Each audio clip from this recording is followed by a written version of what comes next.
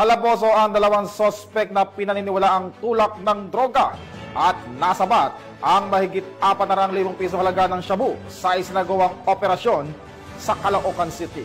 Alamin ang balita mula kay Police Corporal Abigail Rojas.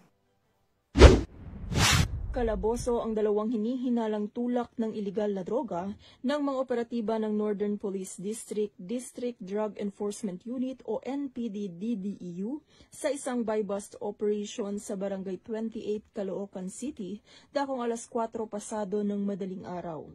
Kinilala ng pulisya ang mga nadakip na suspect na sina alias Tetong, 34 na anyos, residente ng Tondo, Manila at Tonton, 41 anyos, isang tricycle driver mula sa Maypaho, Caloocan City.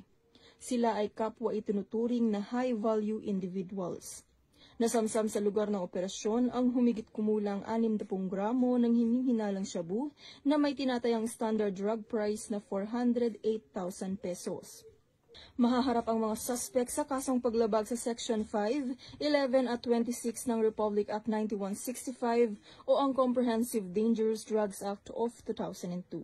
Mula dito sa Metro Manila, ako po ang inyong PNN correspondent, Police Corporal Abigail Rojas, alagad ng batas, tagataguyod ng Balitang Pulis. Maraming salamat sa Police Corporal.